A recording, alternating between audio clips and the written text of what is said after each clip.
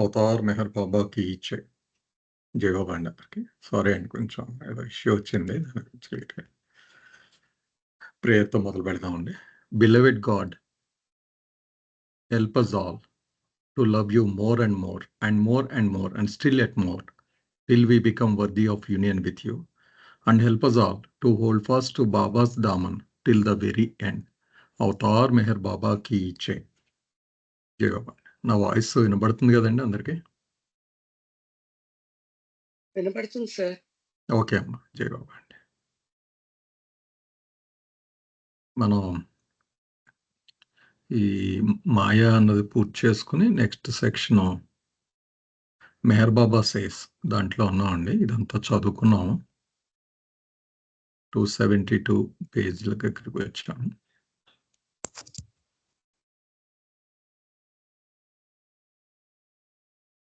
ఇక్కడ దాకా అయ్యింది. అమ్మ జై బాబా. అమ్మ రాధిక. జై బాబా సార్. నా వాయిస్ వినిపిస్తుందా బాగానే సార్? ఉందమ్మా, స్పష్టంగా. ఓకే. మనం అదే యాక్షన్ గురించి చదువుకుంటున్నాం సార్. అయితే ఈ యాక్షన్ అనేది మనం చూసినట్లయితే ఈ జీవితం అంతా కూడా ఈ కర్మల మీద ఆధారపడి ఉంటుంది.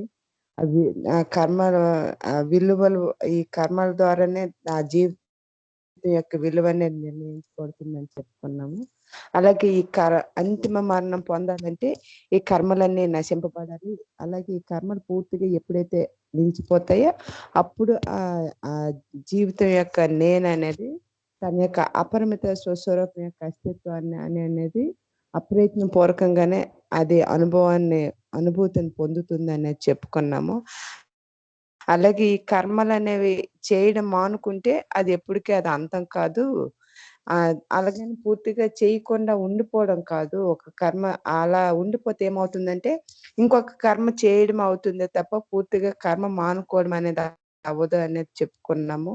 అలాగే కర్మలు అనేవి నిర్మూలించడం అనేది ఒక కర్మ నుంచి తప్పించుకోవడం అనేది దానికి పరిష్కారం కాదు. ఒక కర్మ దానికి ఉదాహరణ కూడా మనం చెప్పుకున్నాం. ఒక ముళ్ళుతోనే తీయాలి అనేది కూడా మనం చెప్పుకున్నాం అంతవరకు. అంటే కర్మలు చేస్తూ ఉంటే ఇంకా చేయకపోతే ఏమవుతుందంటే ఒక దారానికి చెందినటువంటి ముడులు లాంటివి అవి ఇంకా బిగుసుకుపోవడం అనేది జరుగుతుంది అనేది కూడా మనం చెప్పుకున్నాం సార్. అంతవరకు ఆ పేరా వరకు చదువుకున్నాము. ఇప్పుడు next para. Only actions can nullify actions in the same way that poison can count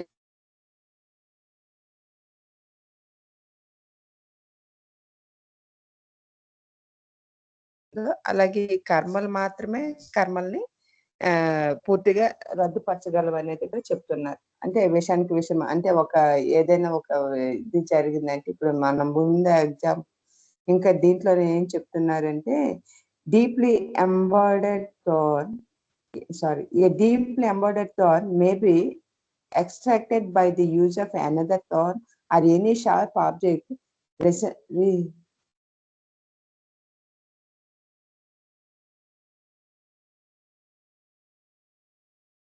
అంటే విషయానికి విషమే విరుగుడు. అలాగే ఒక ముళ్ళుతోనే తీయాలి. అంటే ఒక ముళ్ళు ఏదైనా గుచ్చుకుంటే దానిలో ఒక ముళ్ళుతోనే అంటే ఒక షార్ప్ అయినటువంటి ఒక నీడితోని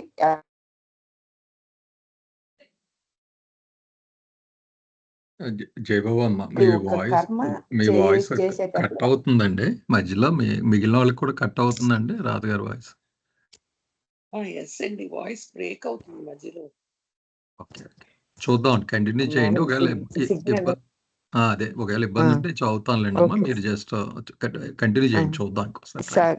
ఓకే ఓకే. ఈ విషయానికి విషయం ఎలాగైతే విరుగుడవుతుందో అలాగే ఒక కర్మ ఇంకొక కర్మను ఒక కర్మ చేసేటప్పుడు మాత్రమే ఇంకొక కర్మను రద్దు చేయడం అనేది అంటే ఖర్చు అవ్వడం అనేది జరుగుతుంది తప్ప ఆ కర్మ చేయకుండా ఉంటే మాత్రం చేయకుండా ఉండడం వలన కర్మ అనేది రద్దు చేయలేము. అలా దానిని పూర్తిగా నాశనం చేయలేము అనేది ఇక్కడ చెప్తున్నారు. అంటే అది ఎలాగా అంటే ఒక ఎగ్జాంపుల్ తో బాబా చెప్తున్నారు. ఒక లోతుగా ఏదైనా ఒక ముళ్ళు అనేది గుచ్చుకుపోతే దాన్ని తీయడానికి ఏం చేస్తాము? ఒక షార్ప్‌గా ఉండేటటువంటి ఒక నీడిల్, ఒక ముల్లు లాంటిదో లేకపోతే ఒక పిన్ను లాంటిది మనం సూది తీసుకుంటాం కదా!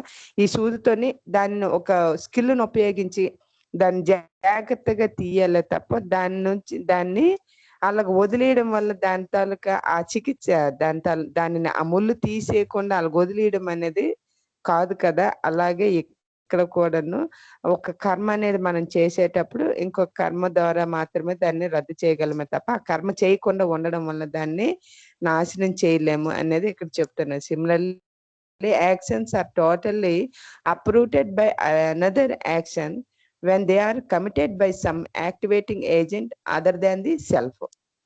అంతే తప్ప ఆ పనిని చేయడం వల్ల ఇంకో పని, ఆ కర్మ చేయడం వల్ల ఇంకో కర్మ అనేది ఏదైతే ఉందో మన లోపల ఉందో దాన్ని రద్దు చేయగలమే తప్ప అది సమూలంగా నిర్మూలించబడుతుంది అప్పుడు మాత్రమే తప్ప, కానీ పని చేయకుండా ఉండడం వలన ఆ కర్మ అనేది మనం నాశనం చేయలేము అనేది ఈ పేరాలో చెప్తున్నారు సార్. Sir Jai Baba sir. జయబాబమ్మ. కంటిన్యూ ఒక్క చేయండి నిమిషం సార్. ఆగుదామండి. ఇది కొంచెం ఆ. సార్ అందరిని అడుగుదాం. బాగానే ఉందండి. ఇది ఎవరికైనా ప్రశ్నలు ఉన్నాయి?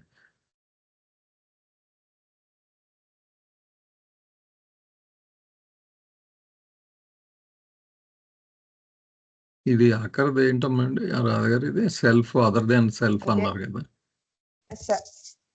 అంటే ఆ నేను అనేది ఎప్పుడైతే పోతుందో అప్పుడు మాత్రమే, అంటే మనం ఏదైనా ఒక కర్మ చేసేటప్పుడు ఆ నేను అనేది లేకుండా చేస్తేనే, అలా ఆచరించినప్పుడు మాత్రమే ఆ కర్మ అనేది పూర్తిగా అది నిర్మూలింపబడుతుంది అనేది చెప్తున్నారు సార్.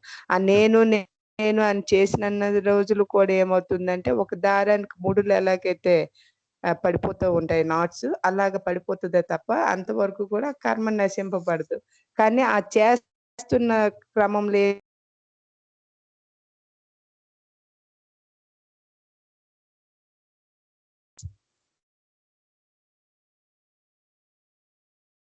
హలో, కట్ అయిందమ్మా మళ్ళీ వాయిస్. ఓకే సార్, నాగేశ్వర్ మీరు సమ్అప్ చేయండి సార్.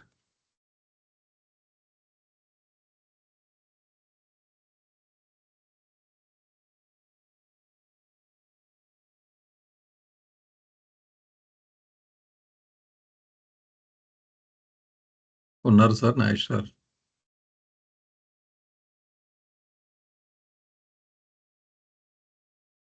జాయిన్ అయినట్లేదండి.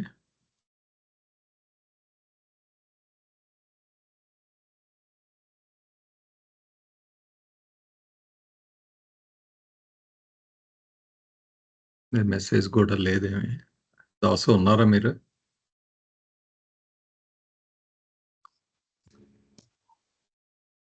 లక్ష్మణ్ ఉన్నాడండి. లక్ష్మణ్ సార్ మాట్లాడుతున్నారండి. ఓకే. వాయిస్ వినిపించి అంటే ఇందులో కనబడట్లేదు ఎక్కడ అని లిస్ట్లో.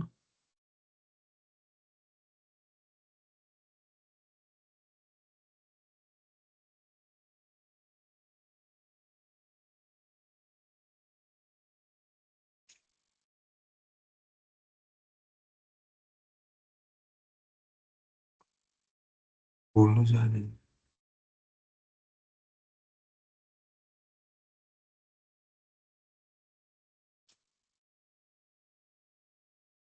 జాయిన్ అవుతానన్నారండి.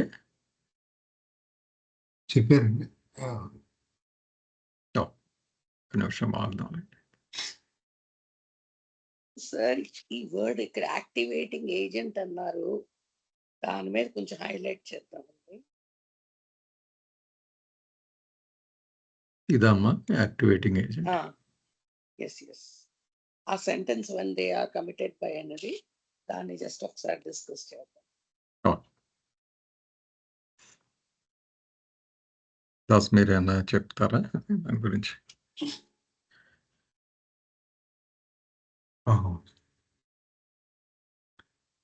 ఒకసారి చూస్తాను. Only actions can nullify actions in the same way that poison can counter the effect of poison. A deeply embedded thorn may be extricated by the use of another thorn or any sharp object, resembling it, such as needle, used with skill and precaution. Similarly, actions are totally uprooted by the other actions when they are committed by some activating agent. అది సాధారణంగా మనకి కర్మలన్నీ కూడా మనం చేసిన పనుల్లో మనం చిక్కుకుపోవడానికి కారణం మనం నేను అనేటువంటి దాని కర్తృత్వ భావన అంటే డూయర్షిప్ ఉంటుంది కాబట్టి దానివల్ల మనకి ఆ సంస్కారాలన్నీ రావడం జరుగుతుంది. అయితే ఇప్పుడు మనం కర్మ చేయాలి కానీ ఆ సెల్ఫ్ అనేది లేకుండా మనం ఆ కర్మలు అనేవి చేస్తే అంటే ఇంకేదైనా దాని స్థానంలో నేను అనే స్మాల్ నేను అనే ఏదైతే ఆ భావన ఉందో ఆ లిమిటెడ్ సెల్ఫ్తో కాకుండా మనం వేరే ఇంకేదైనా ఏజెంట్తో కానీ చేయగలిగితే మనకి సమస్య ఉండదు అనేది ఇక్కడ చెప్తున్నారు. అయితే అది ఎలా చేయాలి ఏంటనేది నెక్స్ట్ పారాగ్రాఫ్లో బాబా వివరిస్తున్నారు. ఓకే. నాగేశ్వర్ గారు ప్రాబ్లం ఉందంటారండి? నేను చేస్తానులేండి ఫోను. మీరు ఒక్క నిమిషం కంటిన్యూ చేయమంటారు. అదే జస్ట్ మీరు రాధ గారు మీరు సిగ్నల్ కొంచెం బ్రేక్ అవుతుందమ్మా, చదువుతారా? ఒక పేరా ట్రై చేయండి. ఇంకా మీరు చదవండి సార్, మీరు చదవండి సార్, నాది అలా ఒక్క పేరే చదవండి మీరు. అలా ఓకే. ఒక్క నిమిషం దాస్, మీరు చదవండి ఒకసారి. నేను నాగేశ్వర్ ఫోన్ ఏమన్నా ఇష్యూ ఉందేమో అడుగుతాను, ఓకే. తర్వాత నేను చదువుతాను. సో కర్మయోగ సార్, నేను ఫోన్ చేస్తున్నాను నాగేశ్వరరావు గారికి. చేస్తున్నారా? సరే సరే, నేను చదువుతానండి లోపల. ఓకే. కర్మయోగ, జ్ఞానయోగ, రాజయోగ, భక్తి యోగ serve the purpose of being prominent signposts on the path of truth, directing the seeker toward the goal of eternal existence. సాధకుడు సత్యం వైపుకి ప్రయాణిస్తున్నప్పుడు దారి చూపించే ఆ బోర్డులు ఉంటాయి కదా, సైన్ బోర్డులుగా పనిచేసేవి ఏమిటంటే కర్మయోగము, జ్ఞానయోగము, జ్ఞానయోగము, రాజయోగము, భక్తి యోగం. ఇవి మనకు సహజంగా పరిచయం ఉన్న పదాలు ఇవన్నీ కూడా సాధకుడికి ఒక్కొక్క స్థాయిలో ఆ సత్యం వైపుకు ఎలా మళ్ళాలి అనేవి సూచిస్తున్నటువంటి మార్గదర్శకమైన సైన్ పోస్టులు లాంటివి అని చెప్తున్నారు. But the hold of life fed by actions is so tight on the aspirant that even with the help of these inspiring signposts, he fails to be guided in the right direction. అయితే అంత అద్భుతంగా sign boards సాధకుడికి దారిలో కనబడుతున్నప్పటికీ కూడా ఈ ఆధ్యాత్మిక ప్రయాణంలో చేసిన కర్మల పట్టు ఎంత దట్టంగా అతను పట్టుకుని ఉంటుందంటే అంత ఎదురుగుండా ఎంతో స్ఫూర్తినిచ్చే సైన్ పోస్టులు కనబడుతున్నా, ఇలా వెళ్ళరా నాన్న అని చెప్తున్నా అటు వెళ్ళడానికి అతను ఫెయిల్ అయిపోతూ ఉంటాడు. నిరంతరం అతనికి ఇబ్బంది వస్తూనే as long as the self is bound by actions, the aspirant or even the pilgrim on the path toward truth is sure to go astray through self-deception.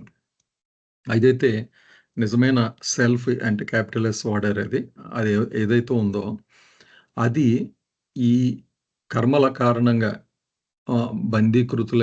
కుతురాలై ఉన్నప్పుడు ఏమవుతుందంటే సాధకుడికి ఆ సత్యం వైపు ప్రయాణిస్తున్నప్పుడు ఖచ్చితంగా అది మోసగింపబడతాను.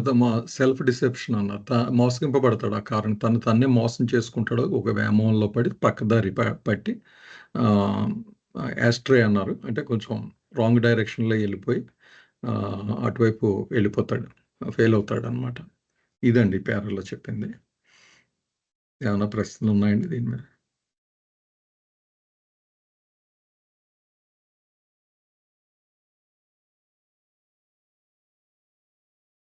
ఓకే, జాయిన్ అయ్యారండి నాగేశ్వర్?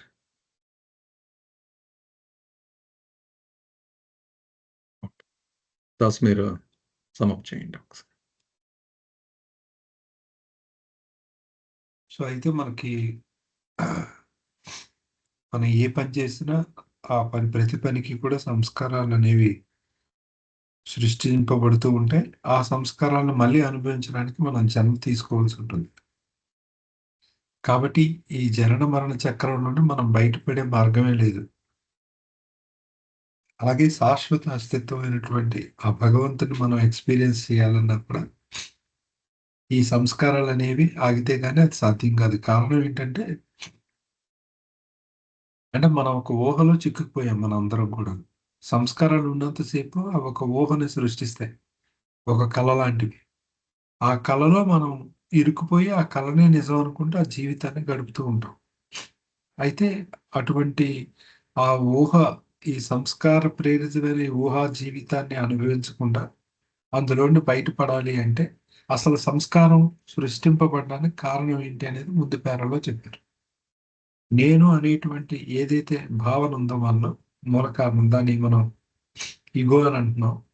ఆ అహం అని అంటారు దాన్ని. ఆ అహం అనేది మెయిన్ కారణం దానికి. దాన్ని ఇక్కడ స్మాల్ సెల్ఫ్ అని చెప్పారు. అంటే ఫాల్స్ ఇగోని స్మాల్ సెల్ఫ్ అంటారు. ఆ అహం ఎందుకు అలా ఉంది అంటే దానికి మనస్సు తోడై సంస్కారాలు తోడై ఉన్నాయి కాబట్టి. ఎప్పుడైతే సంస్కారాలను పూర్తిగా తొలగిస్తామో అప్పుడు ఆ యొక్క ఫాల్స్ ఇగో అనేది రియల్ ఇగో అవుతుంది. అంటే క్యాపిటల్ సెల్ఫ్ అవుతుంది. అది ఆ నేను అనేటప్పుడు అప్పుడు అపరిమితమైనటువంటి నేను అవుతుంది. అయితే ప్రస్తుతానికి మనందరికీ ఉన్నది పరిమితమైన నేను కాబట్టి, ఎందుకంటే మన ఇగో ఈ మనస్సు చేత బంధింపబడింది. ఇక్కడ మనస్సు అంటే ప్రతిసారి మనం ఊహించుకోవాల్సింది సంస్కారాలు. సంస్కారాల యొక్క పుట్ట. సో దానివల్ల ఈ అహం పరిమిత అహం అయింది. ఫాల్స్ ఇగో అబద్ధపు అహం అయింది. అది ఉన్నంతసేపు కూడా మన అకౌంట్‌లో అంటే మనం చేసినట్టుగా అవుతుంది ఏది చేసినా సరే. సో మనం చేసిన ప్రతి పనికి మనం కారకులం అవుతాం. కారకులం ఎప్పుడయ్యాయో ప్రింట్ మన మీద పడుతుంది. అది పడిన తర్వాత ఇంకా దాన్ని అనుభవించడం అనేది మళ్ళీ మనం ఆ డ్రీమ్‌లోకి వెళ్ళాల్సి ఉంటుంది. జీవితం అనేటువంటి కళలోకి మనం ప్రవేశించాల్సి వస్తుంది. ఇది ఈ చక్రం. అయితే దానికి ఒక మరి సత్యాన్ని చేరుకోవాలి, నా నిజమైన నేనుని చేరుకోవాలి, నిజమైన అస్తిత్వాన్ని చేరుకోవాలంటే దానికి 4 మార్గాలు చెప్తున్నారు. కర్మయోగము, జ్ఞానయోగము, రాజయోగము, భక్తి యోగం. ఇవి 4 చతుర్విధ మార్గాలున్నాయి. ఇవి చాలా స్టాండర్డ్ వ్యూస్. చాలా సార్లు బాబా వీటి గురించి ప్రస్తావించారు. అయితే ఇవి ఆ ప్రయోజనాన్ని నెరవేరుస్తాయి. మార్గంలో అంటే గమ్యాన్ని చేర్చే ఒక మార్గ చిహ్నాలుగా ఇవి ఉపయోగపడతాయి మనకి. అంటే మార్గాన్ని చూపిస్తాయి మనకి ఆ సత్య మార్గం వైపు అని చెప్తున్నారు. Directing the seeker toward the goal of the eternal existence. But the hold of life fed by the actions is so tight on the aspirant that even the hold of these inspiring signposts, he fails to be guided in the right direction. అయితే జీవితం ఇక్కడ పట్టు, ఇక్కడ జీవితం life అనే మాట వాడారు కదా బాబా. ఈ లైఫ్ అంటే ఏంటంటే మళ్ళీ మనస్సు అని అర్థం. ఇక్కడ జీవితం అంటే మనస్సు. లైఫ్ యొక్క పట్టు, మనసు యొక్క పట్టు ఎంత గట్టిగా ఉంటుందంటే మన మీద ఇన్ని ఏదో ఒక యోగం తాలూకా సహాయం తీసుకున్నా సరే గమ్యాన్ని చేరడానికి ఆ మనస్సు అనేది పూర్తిగా నాశనం కాదు. అంటే అందులో పూర్తిగా బయటపడలేం, మనం గమ్యాన్ని చేరలేం. He fails to be guided in the right direction. ఈ 4 మార్గాలు అనుసరిస్తే ఖచ్చితంగా గమ్యాన్ని చేరిపోతామంటే చేరిపోతామని గ్యారంటీ లేదు. మళ్ళీ దాన్ని తప్పిపోయే అవకాశం పుష్కలంగా ఉంది. దీని గురించి బాబా మనకి మనోనాష్ మెసేజ్ ఏదైతే హైదరాబాద్లో ఇచ్చారో అందులో కూడా ఇదే విషయాలు ఇంకా చాలా డీటెయిల్గా వివరంగా చెప్పడం జరిగింది. As long as the self is bound by actions, ఇక్కడ క్యాపిటల్ సెల్ఫ్ అంటే అసలైనటువంటి అస్తిత్వం వల్ల ఏదైతే ఉందో ఆ నిజమైన అహం ఏదైతే ఉందో అది ఈ చేతల చేత బంధింపబడిన ప్రతిసారి బంధింపబడినంత వరకు మనం సత్యాన్ని చేరుకోలేము. ఒకవేళ అది అంటే మనకి ఏదో ఒక భ్రమని స్వీయ భ్రమను కల్పిస్తూ ఉంటాయి. నువ్వు చేరిపోయావు అని చెప్తుంటా కానీ వాస్తవానికి అవి చేర్చలేవు అని చెప్పారు. జై బాబా. జై బాబా. ప్రశ్నలు ఉన్నాయండి దీని మీద? జై బాబా. అయితే ఇప్పుడు లక్ష్మణ్ ఇప్పుడు ఇందాక పారాగ్రాఫ్ లో యాక్టివేటింగ్ ఏజెంట్ అన్నారు. ఇవే అంటావా? కర్మయోగ, జ్ఞానయోగ, రాజయోగ, భక్తి యోగ దాన్ని తీసుకోవాలి యాక్టివేటింగ్ ఏజెంట్ గా. అవి అవి చెప్పాము యాక్టివేటింగ్ ఏజెంట్స్ గా అవి హెల్ప్ చేస్తాయి. Hmm. కానీ అవి పూర్తి స్థాయిలో సత్యాన్ని చేర్చలేదు అనేది ఈ పేరాలో కన్ఫర్మ్ చేసి. ఓకే. సమ్ యాక్టివేటింగ్ ఏజెంట్ ఏంటి ఈ మార్గాలే. మీకు కర్మయోగంలో చెప్తారు నేను చేస్తున్నాను అని కాకుండా దానికి 3 ways చెప్పారు అన్నమాట బాబా. ఒకటి చేసిన పనిని నీ గురువుకు సమర్పించడం కానీ, లేకపోతే ఫలితాన్ని గురించి పట్టించుకోకుండా అంటే స్వార్థ చింతన లేకుండా పని చేయడం కానీ, ఇలాగ 3 types ఉన్నాయి. ఇవన్నీ కర్మయోగంలోకి వస్తాయి. అలాగే జ్ఞానయోగంలో టెక్నిక్ ఉంది, రాజయోగంలో ఒకటి. ఇవన్నీ యాక్టివేటింగ్ ఏజెంట్సే, సంస్కారాన్ని తగ్గించే ప్రాసెస్ అన్నమాట. ఓకే. నేను అనుకుంటున్నాను ఈ ఈక్వేషన్ లా అనొచ్చా? స్మాల్ సెల్ఫ్ ప్లస్ సంస్కారాస్, సారీ క్యాపిటల్ సెల్ఫ్ ప్లస్ సంస్కారాస్ is equal to small self అనొచ్చా? అంతే, అవును. Okay, fine. ఓకే, ఏమైనా ఉన్నాయండి ఇంకా? ఎస్పెషలీ రాజయోగ జస్ట్ క్లారిటీకి అడుగుతున్నాను అండి. కరెక్ట్గా ఏంటంటే బ్రీఫ్గా దాసు దేని మీద ఫోకస్ చేస్తాం అక్కడ? రాజయోగంలో మనస్సుని ఏకాగ్రంగా ఉంచుతాడు ఒక దాని మీద. ఓకే, మోర్ మెడిటేషన్ ఆ టైప్. మెడిటేషన్ అదే పాత్ ఆఫ్ మెడిటేషన్ అని ఏదైతే డిస్కోర్సెస్ లో చెప్పారు అదే రాజయోగం అనమాట. ఓకే, మిగిలిన అర్థమవుతున్నాయిలేండి. ఇది కొంచెం అప్పుడు కన్ఫ్యూజ్ అవుతుంటాను నేను. ఓకే, అంటే యోగంలో 3 టెక్నిక్స్ ఉన్నాయండి స్టాండర్డ్ గా. హఠయోగం, క్రియాయోగం. అంటే క్రియాయోగం అంటే హఠయోగం అంటే గ్రాస్ బాడీని ఎక్కువ వాడతారు, డిసిప్లిన్ ఇవన్నీ. 2 ప్రాణ శక్తిని అంటే సటిల్ బాడీని యూజ్ చేసి చేసే యోగం ఉంటుంది. దాన్ని బయట క్రియాయోగ, సిద్ధయోగ అని 2 పేర్లతో పిలుస్తారు. అందులో వాడే టెక్నిక్ బట్టి ఉంటుంది. ఏదైనా అది ప్రాణ శక్తిని వాడి చేస్తారు. 3వది మైండ్ని వాడి చేయడం ఒకటి ఉంటుంది, అది రాజయోగం. పతంజలి చెప్పింది ఈ రాజయోగం. పతంజలి అష్టాంగ యోగం అన్నా రాజయోగం అన్నా, వివేకానంద రాజయోగం కూడా ఫేమస్ కదా, అది ఇదే ఈ టెక్నిక్. ఇది కేవలం మైండ్ని వాడి చేస్తారు. సో ఈ టెక్నిక్ ని బాబా అలౌ చేశారు. మొదటి రెండింటిని కుండలిని అంటే రెండోది అనమాట. అది క్రియ లేదా సిద్ధయోగ అంటారని చెప్పాను కదా, ప్రాణశక్తిని వాడతారు. అది కుండలిని, ఈ షట్చక్రాలు ఉంటాయి కదా ఆ టెక్నిక్. అది బాబా ఇప్పుడు ఎంకరేజ్ చేయలేదు, అది బ్యాక్ డోర్ అనమాట. ఇప్పుడు ఈ 4 మీరు చెప్పిన 3 కేటగిరీ వేరే డైమెన్షన్, ఫిజికల్, సటిల్, అది ఎలా మ్యాప్ అవుతాయి కర్మయోగ, ధ్యాన యోగ? ఇవి రాయల్ పాత్స్ అండి, ఇవి హై రోడ్స్. అంటే ఇంకో దగ్గర చెప్పారు బాబా, భగవంతుని చేరుకోవడానికి రాజు మార్గాలు అంటే హై రోడ్స్ కొన్ని ఉన్నాయి, ఈ బైపాస్ కాకుండా. ఈ హై రోడ్స్ లో ఈ 4 ఉన్నాయని చెప్పారు. కానీ ఈ 4 కంటే బెస్ట్ ఏంటంటే గాడ్ మ్యాన్ యొక్క వచ్చినప్పుడు ఆయన పట్టుకొని ఆయన సూచించిన విధంగా నడవడం అనేది వీటన్నిటికన్నా ప్రామినెంట్ పాత్ అని చెప్పారనమాట. అయితే ఈ ప్రామినెంట్ పాత్ అయిన అవతారాన్ని ఫాలో అవ్వడం, లేదా అతను లేని పక్షంలో ఈ 4 మార్గాల ద్వారా వెళ్ళడం ఓకే. కానీ బైపాస్ వేస్ చాలా ఉన్నాయి. ఇక్కడ తాంత్రిక్ వేస్ ఉంటాయి. అవన్నీ కూడా ఏంటంటే బాబా మనకి ఈ క్రియేషన్ అండ్ కాజెస్ బుక్ లో చెప్తారనమాట. గాడ్ ని చేరడానికి మనకి ఒక ఫ్రంట్ వేస్ ఉంటాయి, బ్యాక్ డోర్ ఉంటుంది అనమాట. అవి అలాంటివి ఆ బైపాస్లు అనేవి. అంటే ఆ మార్గం గుండా వెళ్ళేటప్పుడు మనం చాలా ఆకర్షణకు లోనయ్యి జర్నీ చాలా చిక్కుల్లో పడిపోతుంది. మనం ముందుకు వెళ్ళాం. ప్రతి అనుక్షణం మనకి టెంప్టేషన్స్ ఉంటాయి అనమాట. అవి ఎప్పుడు సజెస్ట్ కూడా చేయలేదు బాబా పాత్స్ ని. కానీ ఉన్నాయా అంటే ఎస్ ఉన్నాయని చెప్పారు, కానీ never encouraged people to follow. Even సద్గురుస్ కూడా ఎంకరేజ్ చేయలేదు. అంటే ఇటీవల ఈ కాలంలో ఉన్నటువంటి ఏ సద్గురు దే నెవర్ ఎంకరేజ్. ఈ 4 పాత్స్ నే చెప్తారు వాళ్ళు ఎప్పుడైనా. అదే మీరు చెప్పే దాన్ని బట్టి ఈ యాక్టివ్ ఏజెంట్ ఏదైతే ఉందో అవతారుడు వచ్చినప్పుడు ఈ becomes and that whole soul. అంటే ఆయన ఒబే చేయడం, ఆయన ప్లీజ్ చేయడం, ఆయన లవ్ చేయడం, ఇవే మనకి ఇంకా ఆయన మీద టోటల్ రిలయన్స్ ఉంటుంది కాబట్టి ఇంకా ఆయనే చేస్తా. అందుకే బాబా యొక్క మై విష్ లో కూడా అదే ఉంటుంది కదా, డోంట్ షర్క్ యువర్ రెస్పాన్సిబిలిటీస్ అని చెప్తూ నువ్వు ఏది చేసినా అది బాబా కోసమే చేస్తున్నానని చేయని చెప్తారు ఆల్ వరల్డ్ డ్యూటీస్ ని. రెండోది వాటి వల్ల వచ్చిన రియాక్షన్స్ వచ్చినప్పుడు కూడా అది బాబాయ్ నా ప్లేస్ లో ఉంచాడు అనుకోమండి. సో అప్పుడు మీ స్మాల్ సెల్ఫ్ పనిచేయదు కదా. ఇంకా అవునండి. చేస్తుంది బాబా కోసం చేస్తున్నారు, ఏ వచ్చినా కూడా బాబాయ్ ఉంచాడు అనుకుంటున్నారు కాబట్టి భారం అంతా తీసుకెళ్ళి ఆయన మీద పెడతారు. అప్పుడు మనం ఫీల్ అవ్వడానికి వేరే వాళ్ళ గురించి అనుకోవడానికి ఉండదు కదా. కరెక్ట్. అదే ఆ యాక్షన్ రకంగా రియాక్షన్ అతను కూడా తగ్గిపోద్ది కదా న్యాచురల్ గా ఆ, స్వింగ్. ఓకే. ఒక దగ్గర బాబా అంటారు దాన్ని మహాయోగం అని అన్నారు బాబా.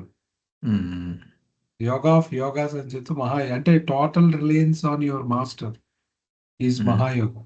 అది కృష్ణుడు అర్జునుడికి అది చెప్పాడంట గీతలు ఫైనల్ గా. అది చెప్తూ చెప్పారు ఆ సందర్భంలో నా మాట్లాడారు బాబా.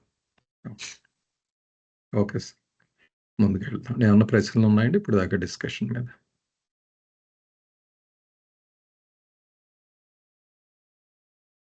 నేను చదువుతా అండి. అదే రాధ గారి సిగ్నల్ ఇష్యూ ఉంది కదా.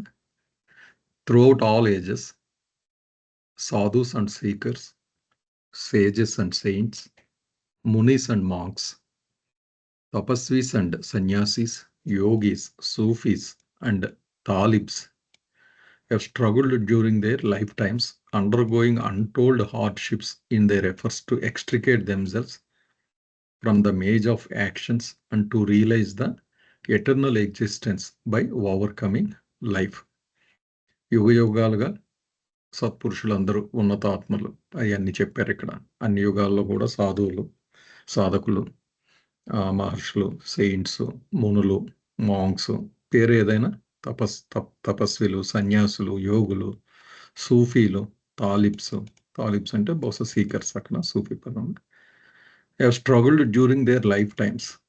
లైఫ్ అంతా కూడా ఇంకా వాళ్ళు ఈ వెతుకులాట్లోనే కింద మీద పడతా ఎన్నో కష్టాలు అనుభవిస్తా. ఎందుకు అనుభవించారు ఇవన్నీ కూడా? ఈ కర్మల బంధాల నుంచి ఏదైతే ఆ మేజ్ అయితే ఉంటుందో అందులోంచి బయటపడి ఆ సత్యాన్ని పొందాలని, ఈ జీవితంలోంచి బయటపడాలని, అంటే ఇందాక దాస్ చెప్పినట్టు ఒక వర్ల్పూల్, ఆ సుడిగుండంలోంచి బయటపడాలని నిరంతరం ప్రయత్నిస్తూనే ఉన్నారు అన్నది ఆ పేరా అండి. నెక్స్ట్ కూడా చదువుతాను. ఓకే, ఇది గౌరీ గారిది అనుకోండి. గౌరీ గారు ఉన్నారమ్మా మీరు, లేకపోతే నేను చదువుతాను? ఉన్నాను సార్, ఉన్నాను. ఓకే, ఇక్కడ సమప్ చేసేద్దాం అండి. అయితే దాస్ వెనక్కి వెళ్తున్నాను నేను.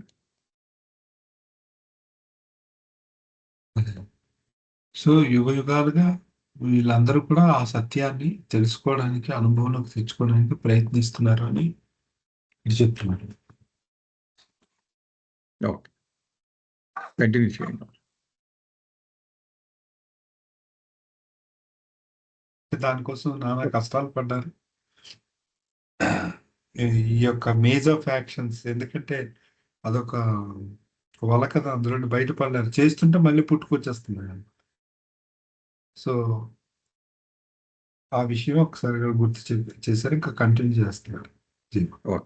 ఓకే, చదవండి. జయబాబా అండి, పైన టాపిక్ నేననే భావన లేకుండా చేసే కర్మల గురించి చెప్తున్నారు కదా. వాళ్ళు జీవితం అంతా కూడా కష్టపడి దాని నుండి బయటపడడానికి చూస్తున్నారని. They fail in their attempts because the more they struggle with their selves, the firmer the selves become gripped by life through actions intensified by austerities and penances, by seclusions and pilgrimages, by meditation and concentration, by assertive utterances and silent contemplation, by intense activity and inactivity, by silence and verbosity, by japas and tapas, and by all types of yogas and chillas. అయితే వాళ్ళు కఠోరమైన దీక్షలు, తపస్సులు, ఏకాంతవాసాలు, తీర్థయాత్రలు, ధ్యానం, ఏకాగ్రత, బహిరంగ మంత్రోచ్చారణలు, మౌన ధ్యానం, తీవ్రమైన క్రియాశీలత, నిష్క్రియాశీలత, మౌనం, వాచాలత్వం, జపాలు, తపాలు మరియు అన్ని రకాల యోగాలు, చిల్లాల ద్వారా వారి నేనులతో ఎంతగా సంఘర్షణ చెందితే అంత గట్టిగా జీవితం వారి నేనులను పట్టుకుంటుంది. కాబట్టి వారి ప్రయత్నాల్లో విఫలమవుతారు అని చెప్తున్నారండి. వాళ్ళు ఎంతో ఈ కఠోర దీక్షలు ఇవన్నీ కూడా నేను చేశాననే భావంతో చేయడం వల్ల వాళ్ళు ఇంకా ఆ నేనులోని ఆ జీవితం గట్టిగా పట్టుకుని ఉండిపోతుంది అనమాట. కాబట్టి ఆ ప్రయత్నంలో పాపం వాళ్ళు విఫలమవుతారు అని చెప్తున్నారండి. కంటిన్యూ చేయనా సార్? చేసేయండి. Emancipation from the grip of life and freedom from the labyrinths of actions are made possible for all and attained by a few when a perfect master, Sadguru or Kutub is approached and his grace and guidance are invoked. ఒక పరిపూర్ణ గురువును, సద్గురువును లేదా కుతుబ్ను ఆశ్రయించి వారి అనుగ్రహాన్ని, మార్గదర్శకత్వాన్ని అర్థించినప్పుడు జీవితం యొక్క పట్టు నుండి విముక్తి, కర్మకాండల చిక్కులు నుండి స్వేచ్ఛ అందరికీ సాధ్యమవుతుంది. పరిష్కారం చెప్తున్నారండి. The perfect masters invariably counsel is complete surrender to him. అయితే ఈ అందరికీ సాధ్యమైనా కూడా అది కొద్దిమందికి మాత్రమే వాళ్ళు పొందగలుగుతారని చెప్తూ, ఈ ఎవరైతే ఈ సద్గురు ఎప్పుడూ చెప్పేది ఏమిటి అంటే, ఆయన ఇచ్చే సలహా ఏమిటి, తనకు సర్వార్పణ కావడం అనేదే పరిపూర్ణ గురువు ఆయన చెప్పేటువంటి ఆ తిరుగులేని సలహా అని చెప్తున్నారండి.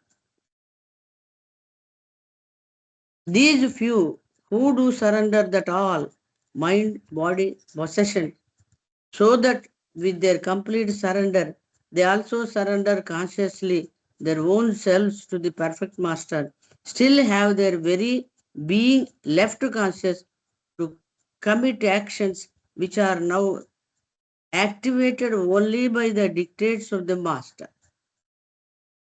అయితే ఎవరైతే తమ సర్వస్వాన్ని అంటే మనస్సు, శరీరం, సంపదలను అర్పిస్తారో వారు పరిపూర్ణ గురువుకు తమ సర్వార్పణ ద్వారా తమ స్వీయ నేనులను సైతం ఎరుకతో అర్పించుకుంటారు. అంటే వాళ్ళ అర్పణలో నేను అనేది కూడా ఇంక్లూడ్ అయిపోతుంది అని చెప్తున్నారండి.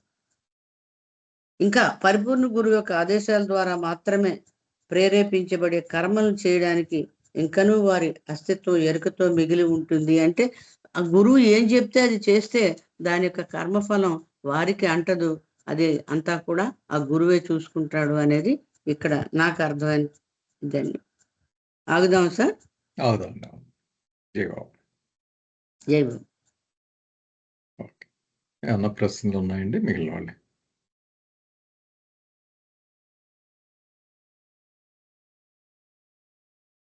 ఓకే, దాస్ మీరు సమాప్ట్ చేయండి. సార్ నాగేశ్వరరావు గారు జాయిన్ అయ్యారు. సార్ జయబాబు అండి. బాబా జై బాబా సార్. ఏమన్నా టెక్నికల్ ఇష్యూ వచ్చిందండి? లేదన్న అలారం ఫెయిల్ అయింది. Okay sir, okay. పాపం పద్మని గారు హెల్ప్ చేశారు. లేదు, లక్ష్మణ్ బ్రహ్మాండం చెప్తున్నాను, నేను ఎంజాయ్ చేస్తున్నాను లక్ష్మణ్. Okay okay okay. అవసరమైతే నేను ఒక మాట యాడ్ చేస్తాను కానీ చెప్పండి ప్లీజ్. అప్పుడప్పుడు కార్ డ్రైవింగ్ మనం కాకుండా పక్కన కూర్చున్నప్పుడు బాగుంటుంది సార్. లక్ష్మణ్ కంటిన్యూ చేయండి అయితే. చెప్పండి. ఓకే, సో ఇక్కడ అంటే ముందు మనకు చెప్పుకుంటూ వచ్చారు ఎన్నో దీక్షలు, తపస్సులు ఇవన్నీ చేసుకుంటూ ఆ ముందు కూడా చదివినట్టుకున్నారు కదా సార్. ముందు పేరు దాసు ఇక్కడి నుంచి అండి, దే ఫెయిల్ ఇక్కడి నుంచి అనమాట. ముందు చెప్పేసుకున్నాం 2 పేరాలు. అయితే ఈ నేను అనేది మన యొక్క అన్నింటికి మూలం కాబట్టి ఆ నేను స్మాల్ అంటే ఆ నేను అనే భావన లేకుండా ఉంటే మనకి ఎప్పుడు కూడా మన అకౌంట్లో ఏది పడదు ఆ సంస్కారాలు అనేవి. అయితే ఇప్పుడు నేను తొలగించి మనం ఏదైనా చేయాలి. అయితే అసలు కర్మ చేస్తున్నప్పుడు నేను అనేది లేకుండా చేయడం సాధ్యం కాదు. అంటే ఇప్పుడు ఎలా అయిపోయిందంటే ఒక ఇంపాసిబుల్ థింగ్ని మనం చేయాలని అంటున్నాం, కానీ అది ఇంపాసిబుల్ అని చెప్తున్నాము. సో ఇది ఎలా సాధ్యం? దానికి అనేక మంది అనేక ప్రయత్నాలు చేశారు. ముందు అనేక రాయల్ పాత్స్ ఏవైతే 4 చెప్పారో అవి కూడా పూర్తిగా చేర్చలేకపోతున్నాయి. ఇంకా పీపుల్ ఈ తీర్థయాత్రలని, తపస్సులని, మంత్రోచ్చారణలని ఇవన్నీ కూడా చేస్తున్నారు, ధ్యానాలని. ఇవి కూడా ఆ నేనుని పోగొట్టలేకపోతున్నాయి. అంటే ఈ మనస్సు యొక్క పట్టు నుండి, మనస్సు అంటే ఇక్కడ సంస్కారాలు, ఆ సంస్కారాల యొక్క పట్టు నుండి మనల్ని బయట పడలేకపోతున్నాయి. అది ఇక్కడ చెప్తున్నారు ఎన్ని చేసినప్పటికీ కూడా. అయితే మరి చివరికి ఏంటి దానికి పరిష్కారం ఏంటి అంటే emancipation from the grip of life and freedom from the labyrinths of actions. అయితే ఈ మనస్సు యొక్క పట్టు నుండి ఎలా బయటపడాలి అంటే సంస్కారాల పట్టు నుండి ఎలా బయటపడాలి, అలాగా ఆ సంస్కారాల్ని సృష్టిస్తున్న ఈ కర్మల అనే చిక్కుల నుండి ఎలా బయటపడాలి అంటే దానికి ఒకటే ఒక పరిష్కారం. ఆ నేను అనేదాన్ని మనం లేకుండా చేయాలి. దానికి ఏం చేయాలంటే మనం ఒక సద్గురువుని ఆ అవతారాన్ని ఆశ్రయించి అతని యొక్క దయని, ఆయన యొక్క మార్గదర్శకత్వాన్ని మనం యాక్సెప్ట్ చేయాలి జీవితంలో. అంటే ఆయన ఆశ్రయించడం, ఆయన సూచించిన విధంగా నడుచుకోవడం. ఈ రెండు చేస్తే అది సాధ్యమవుతుందని చెప్తూ the perfect master's invariable counsel is complete surrender to him. Those few who do surrender their all so that with their complete surrender they also surrender consciously their own selves to the perfect master. అయితే ఇప్పుడు నేను చేస్తున్నాను అనేది మనం తప్పించుకోలేం కాబట్టి ఒక గురువుని ఆశ్రయించి ఆ గురువుకి సర్వార్పణ కావాలి. ఆ సర్వార్పణ అంటే చెప్పారు, మన యొక్క మనస్సు, శరీరం, మనకున్న సంపదలు ఏవైనా కానీ నాది అనుకునేదంతా కూడా, ఈవెన్ నేను చేసిన మంచి చెడులు అన్నీ కూడా, అన్నింటినీ కూడా ఆయనకి సర్వార్పణ చేసేయాలి. ఆ చేయడంలో అది కాన్షియస్ గా చేయలేదు అంటే ఎప్పుడు నిత్యం ఎరుకుతో ఇది నాకు సంబంధం లేదు, ఇది పూర్తిగా ఆయనకి సంబంధించింది అని మన గురువుకి సర్వం సమర్పణ చేస్తే మనకది మామూలుగా మీరు చూస్తే పూజల్లోని ఎక్కడికైనా దేవాలయాలకు వెళ్తే ఇది ఈశ్వరార్పణ వస్తువు, నారాయణ అర్పణ వస్తువు అంటుంటారు వాళ్ళు. అంటే నోటితో చెప్పడం వేరు, నిజంగా అది నాకు సంబంధం లేదు, అది ఆ భగవంతుడికి సంబంధించింది అని అనుకోవడం 100% పోస్ట్ మ్యాన్ జాబ్. పని చేయడం అయితే చేయాలి, కానీ ఇదంతా బాబాది. అగైన్ మై విష్ మనం గుర్తు తెచ్చుకోవాలి. అలా చేసిన రోజు మనం దీంట్లోండి మనం బెనిఫిట్ పొందుతామని చెప్తున్నారు. అదే lost still have their own very being left conscious to commit actions which are now activated only by the dictates of the activate agent. ఏదైతే మనకి సొల్యూషన్ ఇచ్చారో ఆ perfect activation agent dictates of the master అవుతుంది అనమాట. గురువు ఏం చెప్పాడో దానికి అనుగుణంగా dance according to the tune of the master అని ఒక సూక్తి ఉంటుంది. అలాగా మన గురువు యొక్క ఆజ్ఞ మేరకు మనం నడుచుకుంటే ఇంకా పూర్తి బాధ్యత, పూర్తి భారం ఆయన మీద పడిపోతుంది. ఇదే పరిష్కారం అని ఈ పారాగ్రాఫ్ వచ్చింది. ఒక్క మాట అండి లక్ష్మణ్, చెప్పండి. అంటే మన చేతలకి మనం సబ్జెక్ట్ అవ్వకుండా ఉండడం అంతేగా. గురువే subject, we cease to be subject of our actions అన్నమాట. ఇది ఒక రకంగా ఎంత సింపుల్ అంటే అది అంత కాంప్లెక్స్ కూడా. ఇప్పుడు మనం ఒక వ్యక్తికి ఒక పని చెప్పి చేసేటప్పుడు ఆ లాస్ వచ్చినా ఏదొచ్చినా అసలు అవమానం జరిగినా ఏది జరిగినా ఆ మధ్యవర్తి అవ్వడు కదా, మనమే అవుతాం. ఇప్పుడు పలానా సార్ ఇలా మీకు ఇది చెప్పమన్నారండి అంటే వాడు 2 తిట్లు తిట్టాడు అనుకోండి, ఆ తిట్లు కూడా వీడికే కాదు, ఆ పని చెప్పిన వాడికే వెళ్తాయి. అలాగే వాడు పొగిడినా కూడా వీడికే అవుతుంది. అదే బిఫిటింగ్ ఏ ఫార్చునేట్స్ లేవు బుక్ మొత్తం అంతా కూడా ఈ ఒక్క స్పిరిటే కనపడద్దండి మొత్తం టోటల్గా. అది అంటే he is the only doer, he is the only doer. Befitting a fortunates లేవు అన్నమాట పర్ఫెక్ట్ గా. అది కరెక్ట్ అండి. మొత్తం బుక్ అంతా అదే కనపడుద్దండి. అది ఎంత కష్టం అనేది మీరు అన్నారు కదా, అది అర్థం అవుద్ది అనమాట. అది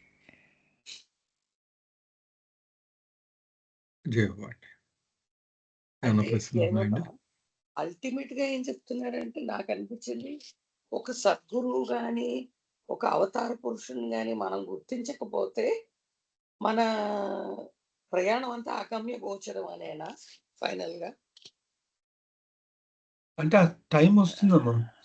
బాబా ఒక దగ్గర చెప్పిన మాట ఏంటంటే, మరి వాళ్ళు ఎవరు సద్గురువు ఎవరు అవుతాడో నాకు ఎలా తెలుస్తుందంటే, ఇప్పుడు ఒక వ్యక్తి ఎక్కడో పుట్టుంటాడు కదా, ఒక కల్చర్, ఒక మతం ఏదో ఒకటి ఉంటుంది అతనికి. ఎందుకంటే ఆ సహాయం అయితే ఎప్పుడు మనకు మొదటి జన్మ నుండి అందుతుందట. సత్యాన్ని చేరుకోవడానికి ఏదేది అవసరమో అది ఫస్ట్ లైఫ్ నుండి తన చుట్టూ ఆ స్పృహణ కలిగించేటువంటి అంశాలు ఉంటాయంట. సో ఇప్పుడు ఎక్కడో పుట్టాడు వాడు, అక్కడ కనీసం ఒక మతం లేదు అనుకుందాం, అడవుల్లో ఒక ట్రైబల్ గా పుట్టాడు, కానీ అక్కడ ఒక ఏదో గ్రామ దేవత ఉంటుంది, ఏదో వాళ్ళకి ఆచార వ్యవహారాలు ఉంటాయి, దాన్నైనా వాడు సిన్సియర్ గా ఆచరించాలంట. సో ఆనెస్టీ ఒకటి, లవ్ ఒకటి, ఈ 2 ఫ్యాక్టర్స్ కన్సిడర్ చేయబడతాయి. ఎందుకంటే మనకు హృదయం పనిచేస్తుంది మొదటి నుండి. 2 నిజాయితీగా మనం ఏదైతే బయటికి కనిపిస్తున్నామో అదే మన లోపల ఉన్నాం. ఈ 2 ప్రిన్సిపల్స్ తో మనకి ఏ సాంప్రదాయం చెందిన, ఏ మతానికి చెందిన దాన్ని సిన్సియర్ గా చేసేటప్పుడు ఆ సంస్కార భారం అనేది తగ్గి న్యాచురల్ గా వాడు నెక్స్ట్ స్టెప్ కి ప్రమోట్ చేయబడతాడంట. అలా వాడు ఒక యోగి యొక్క ఆశ్రమంలోకి అంటే ఆశ్రయించడము, లేకపోతే ఒక సెయింట్ని ఆశ్రయించడం, ఇంకా వాడికి విధి ఇంకా కరెక్ట్ గా ఉంటే డైరెక్ట్ గా మాస్టర్ ఒక గాడ్ రిలీజన్ మాస్టర్ దగ్గరికి వచ్చేస్తాడు. అంతవరకు మాత్రం సిన్సియర్ గా అన్నింటిని ఆచరించుకున్నారు. సో ఒకసారి మాస్టర్ దొరికిన తర్వాత ఇంకా అవేం అవసరం లేదు, ఆయన ఏం చెప్పాడో అది మనం చేయాలి. కాబట్టి ఎక్కడ ఎవరిని విడిచిపెట్టడం అనేది అయితే లేదు ఆయన ప్లాన్ లో. అందుకే ఇప్పుడు మన సో కాల్డ్ పీపుల్ ఎవరైతే different spiritual paths organisations follow అవుతున్నట్టు కనిపిస్తున్నారో, we don't need to discourage them also. ఎందుకంటే వాళ్ళకి అది ఆ యోగం దొరికింది, మనకి ఈ యోగం దొరికింది అట్లీస్ట్ జెన్యున్ గా ఆచరించడం ముఖ్యం కదా. వాళ్ళకి ఇప్పటికి అంతవరకే విశ్వాసం కలిగింది, వాళ్ళు దాన్ని సిన్సియర్ గా చేస్తే చాలు, మనకి వాస్తవం తెలుస్తుంది ఏంటి అనేది. మనం దీన్ని కంప్లీట్ గా తెలుసుకొని ఆచరించడం మనం చేయాల్సిన పని. జయబాబు వాళ్ళు ఏ ఫాలో అయినా ఎప్పటికో అప్పటికో వాళ్ళు మన ట్రాక్ అదే బాబా చెప్పి అంటే ఒక మాస్టర్ దగ్గరికి వస్తారు, ఒక మాస్టర్ దగ్గరికి రావాలి. Without God relation masters help ఎవరు కూడా ట్రూ ఎగ్జిస్టెన్స్ రియలైజ్ కాలేరు అనేది కన్ఫర్మ్ చేశారు. అంటే ఒకటన్నమ్మా లక్ష్మణ్ చెప్పేది ఏంటంటే, ఇప్పుడు మనం అందరం కూడా ఒక నిటారుగా ఉన్న ఒక గోతులో ఉన్నాం ఏమండి. సొంత ప్రయత్నం మీద నెమ్మదిగా ఎగబాకి రోజుకు ఒక అడుగు ఎగబాకుతున్నాం, మళ్ళీ జారి కిందకే పడుతున్నాం. So you need not doubt the honesty and integrity of the seeker. కానీ పైన ప్రభు కూర్చొని ఉన్నాడు, ఆయన చెయ్యి అందిస్తున్నాడు. ఆ చెయ్యి కనుక మనం అందుకున్నా ఉంటే బయటికి లెగేస్తాడు. ఓకే, కానీ ఆ చెయ్యి దొరికే వరకు కూడా మనం ఇక్కడే పడతాం, మనం బయటికి వెళ్ళలేము. సో ఆయన హెల్పింగ్ హ్యాండ్ అందుకోగలిగితే కనుక లాగేస్తాడు బయటికి. ఆ లాగే వరకు వీడు ఆనెస్ట్గా ప్రయత్నం చేస్తూనే ఉంటాడు, కానీ వీడి ప్రయత్నానికి ఒక లిమిట్ ఉంది. వాడు వెళ్ళలేడు సొంతంగా, కానీ వీడు ఇలాగ ప్రయత్నం చేస్తూనే ఉంటాడు. ఆయన చెయ్యి దొరికే వరకు ఇంతే పరిస్థితి. దొరికిందంటే ఆయన లాగేస్తాడు బయటికి. అంతే కదండి లక్ష్మణ్? అంతే సార్. అయితే ప్రయత్నం అయితే చేయమని బాబా చెప్పారు. ప్రయత్నం చేయాలి. ఆ ఆనెస్టీని మనం కూడా డిస్కౌంట్ చేసేయకూడదు. వాడు చేస్తున్నాడు. గాడ్స్ గ్రేస్ ఎలా వస్తుందో మనకు కొన్ని పాయింట్స్ చెప్పారు కదా, కొన్ని విషయాలు మనకి నెవర్ బ్యాక్ బైట్ అని, ఇలా టాలరెన్స్ సుప్రీం, అట్లీస్ట్ మనకి తెలిసిన వరకు మనం వాటిని అవలంబిస్తే ఖచ్చితంగా ఆయన గ్రేస్ పడి మాస్టర్స్ యొక్క పరిధిలోకి వస్తాడు. అదే. So we need not discount the integrity and honesty of the seeker. అవును, కానీ ఆయన గ్రేస్ వచ్చినప్పుడు చెయ్యి అందుద్ది అనమాట, మనకు దొరుకుద్ది, పట్టుకుని లాగేస్తాడు. ఎస్. ఓకే, జై బాబా.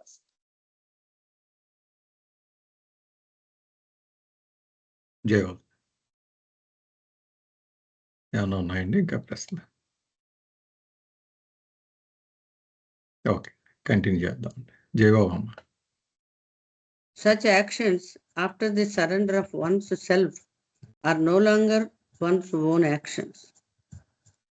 నేననేది అర్పించబడిన తర్వాత ఆచరించబడే కర్మలు ఎంత మాత్రం ఆ వ్యక్తి యొక్క కర్మలు కావు, అతను చేసినట్టు అవ్వదన్నమాట. నేనును కూడా అర్పించుకున్నాడు కాబట్టి.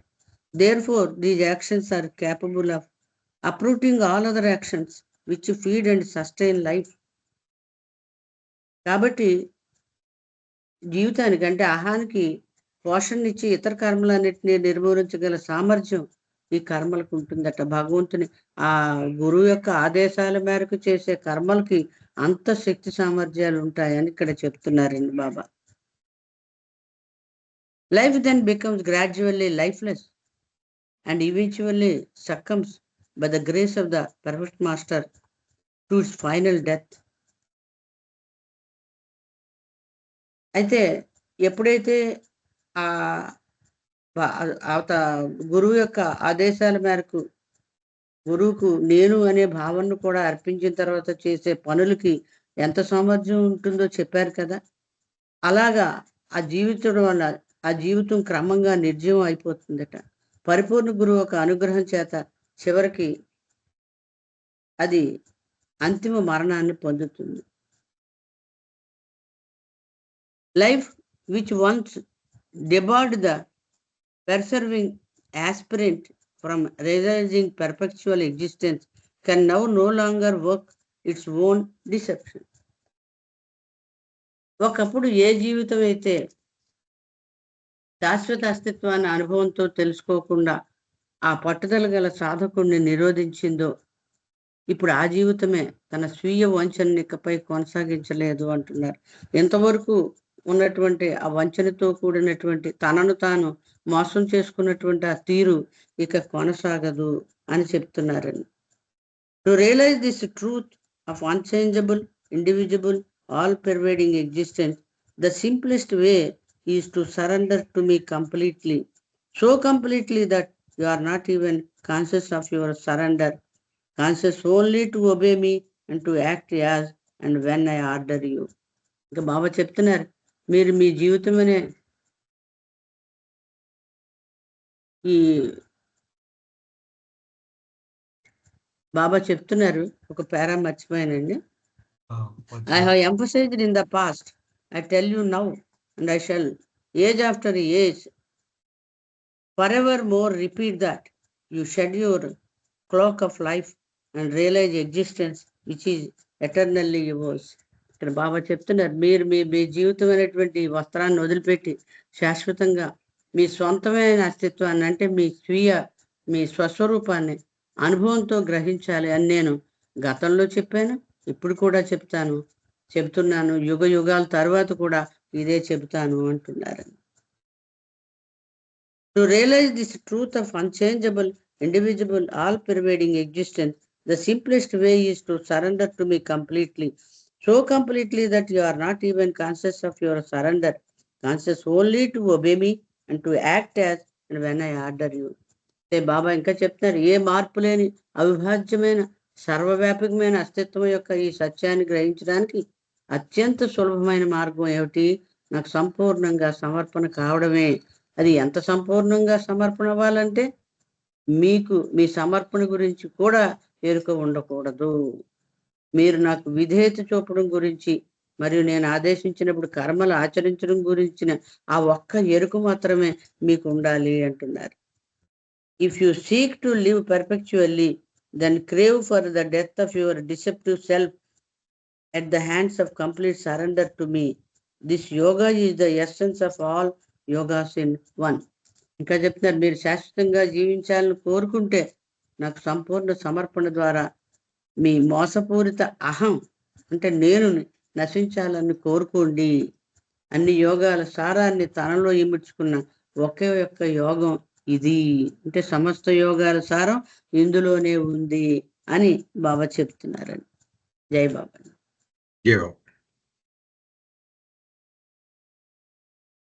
ఏమన్నా ప్రశ్నలు ఉన్నాయండి ఇక్కడ దాకా?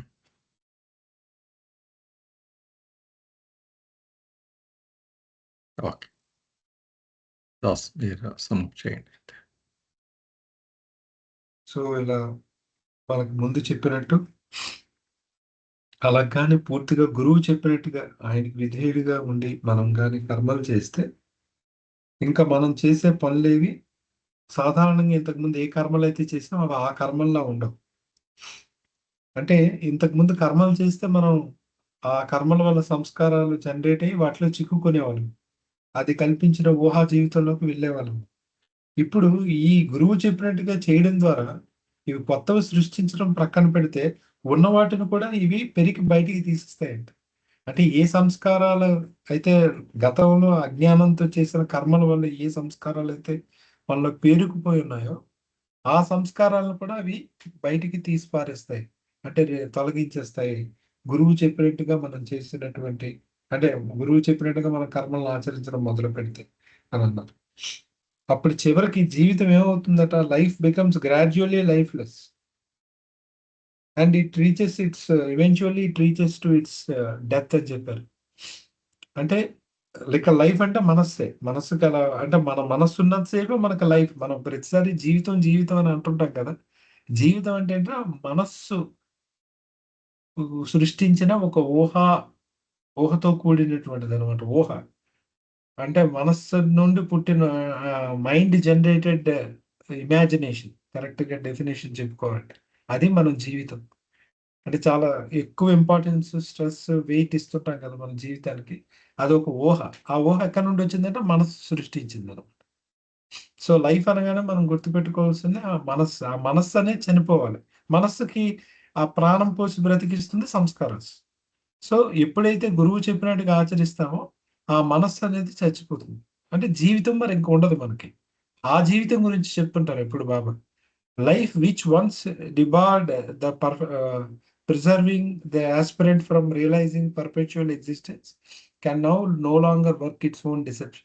ఇంకా మనల్ని ఈ శాశ్వత అస్తిత్వం అంటే భగవంతుడి నుండి మనం తెలియకుండా, లేదా మన నిజ స్వరూపం నుండి మనకు తెలియకుండా ఏదైతే అడ్డుపడుతుందో, ఏ జీవితం అయితే మనకు అడ్డుపడుతుందో, ఏ మనస్సు అయితే అడ్డుపడుతుందో, అది ఇప్పుడు ఇంకా దాని మోసాలను మన ముందు కొనసాగించలేదు. అంటే మనం మోసం చేయలేదు. వాస్తవం మనకి తెలిసిపోతుంది. ఎందుకంటే మనం గురువు చెప్పినట్టుగా ఆచరిస్తున్నాం కాబట్టి. ఇది చెప్తూ ఇక్కడ నుండి చివరి చెప్పిన 3 పారాగ్రాఫ్స్ చాలా ఇంపార్టెంట్ అండి. ఇక్కడ డైరెక్ట్ గా బాబా అయ్యని వాడడం జరిగింది. అందుకు అంటే ఇన్ని చెప్తూ ఇంతమంది ఇన్ని ప్రయత్నాలు చేస్తున్నారు, కానీ దీనికి ఏం చేయాలి పరిష్కారం చెప్తూ చివరికి అవతారుడిగా తనక అసలు తన రాకకి అసలు మనకి ఆయనకున్న సంబంధాన్ని ఇక్కడ ఎస్టాబ్లిష్ చేశారు. సో ఇది ఇంపార్టెంట్. అందుకు బహుశా ఈ టాపిక్ కి మెహర్ బాబా సేస్ అని పెట్టడానికి ఆయన గురించి చెప్పడం జరిగింది. బుక్ మొత్తం మీద మొట్టమొదటిసారి బాబా నేను ఎవరు అనేది చెప్తున్నారు. So I have emphasized in the past, I tell you now and I shall age after age for ever more repeat that you shed your cloak of life and realize existence which is eternally yours. ఈ మనస్సు అనేటువంటి వస్త్రాన్ని మనం, ఎందుకంటే మన ఆత్మ తొడిగిన వస్త్రమే మనస్సు. మనం చాలాసార్లు మనం మాట్లాడుకున్నాం కదా, ఆత్మకి ఒక 3 ఫస్ట్ మనస్సు అనే కోట్ వేసింది. అంటే మనస్సు అనేటువంటి ఒక డ్రెస్, దాని మీద ప్రాణం అనేటువంటి డ్రెస్, దాని మీద శరీరం అనేటువంటి మరొక డ్రెస్ వేసింది అనమాట. సో అన్నిటికన్నా మూలం ఏంటంటే ఈ మనస్సు అనేది. దాన్ని ఏ క్షణం అయితే మనం విడిచిపెట్టేస్తామో అప్పుడు మనం ఆ సత్యాన్ని తెలుసుకోగలుగుతాం. ఆ సత్య జీవనం మనదే అవుతుంది మనకి. సో ఇదే మన గమ్యం అనేటువంటి విషయాన్ని గతంలోనే రిపీట్ చేశారు బాబా. చెప్తున్నారు, నేను గతంలోనే చెప్పున్నాను, ఎంఫసైజ్ చేసిన అదే మన అసలు పర్పస్ ఆఫ్ లైఫ్ అదే అని ఇప్పుడు చెప్తున్నాను. రాబోయే యుగాల్లో కూడా నేను ఎప్పుడు వచ్చినా అదే చెప్తాను. ఏంటంటే మీ మనస్సును విడిచిపెట్టండి, మీకు ఆ శాశ్వతమైన జీవనం దొరుకుతుంది. ఎటర్నల్ లైఫ్ అనేది మీ సొంతం అవుతుంది. అలాగే అటువంటి జీవితాన్ని పొందాలి అంటే, ఆ శాశ్వత జీవనాన్ని పొందాలి, జీవితాన్ని పొందాలి అంటే, ఆ ట్రూత్ రియలైజ్ కావాలంటే ఏం చేయాలి? The simplest way is to surrender to me చెప్పేశారు బాబా డైరెక్ట్ గా. నాకు మీరు సర్వార్పణ కావాలి, completely surrender to me completely. So completely that you are not even conscious of your surrender. నేను మీకు సరెండర్ అయ్యానని స్పృహ కూడా లేకుండా సరెండర్ అవ్వండి నాకు. And obey me and act as and when I order you. నేను ఏం చెప్తే అది మీరు చేయగలగాలి. సరెండర్ అవడంలో పర్పస్ ఏంటంటే చివరికి ఆయన చెప్పినట్టుగా చేయడం, బాబా ఆదేశానుసారం నడుచుకోవడం. ఇది చేయాల్సిన పని. ఏది? ఆ మనస్సు అనే జీవితాన్ని విడిచిపెట్టండి అని ముందు చెప్పారు కదా, అది విడిచిపెట్టాలంటే ఆయనకి విధేయులుగా ఉండాలి. If you seek to live perpetually then crave for the death of your deceptive self at the hands of complete surrender to. అది నిజంగా నువ్వు ఆ శాశ్వత జీవనాన్ని పొందాలి వెతుకుతున్నట్లయితే, అదే భగవంతుడు కావాలని అనుకున్నట్లయితే, నువ్వు నిన్ను మోసం చేస్తున్న నీ యొక్క ఆ సెల్ఫ్ ఏదైతే ఉందో దాన్ని నీ గురువు పాదాల చెంత సమర్పించేయాలి. అంటే ఇంకా ఆయన ఎలా నడిపిస్తే అలా నడుచుకోవడమే. ఇంకా దాని మీద జడ్జిమెంట్లు, నా లైఫ్ ఎందుకు ఇలా ఉంది, ఏంటి బాబా ఇది, ఇలాగెందుకు చేస్తున్నావు, అలాగే మరి అవేం లేవు గురువు దగ్గర. బాబా పాదాల దగ్గర పడేసి ఇంకా నీ ఇచ్చ ఎలాగ నీ నీ ఇష్టం వచ్చినా నువ్వు తీసుకెళ్ళు, నేను అడగను, మారు మాట్లాడు. అలాగ సరెండర్ అయిపోతే ఇంకా నువ్వు డైరెక్ట్ గా నీ ఫైనల్ గోల్కి నువ్వు వెళ్ళిపోతావు. అదే ఎవ్రీ హ్యూమన్ బీయింగ్ తలక పర్పస్, లైఫ్ జీవిత గమ్యం అదే. అండ్ ఇలా గురువుకి సరెండర్ అవ్వడమే ద యోగా ఆఫ్ యోగాస్ అని చెప్పారు. This yoga is the essence of all yogas in one అని చెప్పి. ఏవైతే పైన మనం భగవంతుడు చేరడానికి అనేక మార్గాలు ఉన్నాయి, జ్ఞాన మార్గం, భక్తి మార్గం, ఈ మార్గం, ఆ మార్గం ఉన్నాయి, వాటన్నిటి సారం ఒకటే. అది గురువు పాదాల చెంత నీ జీవితాన్ని సమర్పించి ఆయన ఆజ్ఞానుసారం నువ్వు నడుచుకోవడమే అని కంక్లూడ్ చేశాను. The true yoga is you go అన్నారు బాబా. అది అది ఇక్కడ చివరి కంక్లూడ్ చేశారు. అవును సార్. యూ గో, నేను నేను పోగొట్టుకోవడం అనమాట అది. ఎస్, మీరు ఇందాక అన్న మహాయోగా కూడా ఇదనమాట. మాస్టర్కి సరెండర్ అవ్వడం. ఏమన్నా ప్రశ్నలు ఉన్నాయండి మిగిలిన వాళ్ళు? ఇక్కడితో టాపిక్ అయిపోయిందండి. బాబా సేస్ ఇఫేస్మెంట్ అని కూడా అంటాడు కదండి. ఇఫేస్మెంట్ అంటే అదే నేను చెరిపేసుకోవడం, నేను చెరిపేయడం, అది అసలు యోగా. అది అందుకే లైఫ్ ఏది కూడా ఎవరు అనుకున్నట్టుగా వెళ్ళదు, ఎందుకంటే ప్రాసెస్ అదే. అవును. అంటే లక్ష్మణ్ ఇందాక మీరు లైఫ్ అని చెప్పారు కదా, అది ఇలాగ అనుకోవచ్చేమో. మనసు అనే ప్రొజెక్టర్ ద్వారా సంస్కారాలనే రీలు రన్ చేసి ఆ బొమ్మ వేసి తెర మీద వేసి బొమ్మ అనమాట లైఫ్ అంటే. అవును, కరెక్ట్. అంతే కదా, మనసు ప్రొజెక్టర్. అదే అసలు మన స్వస్వరూపాన్ని మర్చిపోతాం, ఆ బొమ్మ నిజం అనుకుంటుంటాం అనమాట. సో మనసు ప్రొజెక్టర్, మన సంస్కారాలు ఒక రీలు, వెనకాల నడిచే రీలు, ఆ తెర మీద పడే బొమ్మ లైఫ్ అనమాట. Yeah, okay. జయప సార్, ఏమన్నా ఉన్నాయండి ప్రశ్నలు?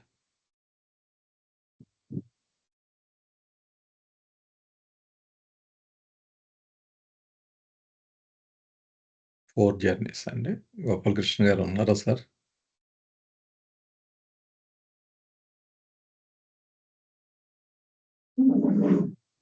గోపాలకృష్ణ గారు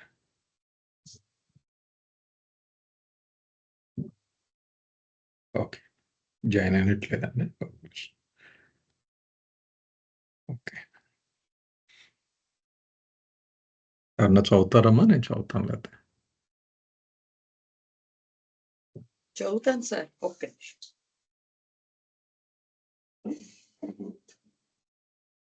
జై బాబా. ద ఫోర్ జర్నీస్ ఇదేనా చదవాల్సింది? అదే అమ్మా ఈ topic. Okay.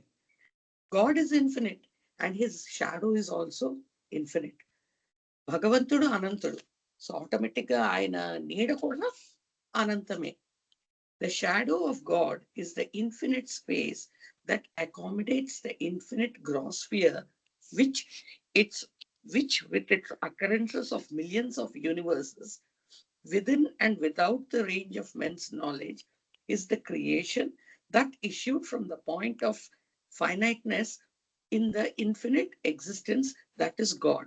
Which complex ga undi sentence mukh chesukundam. The shadow of God is the infinite space.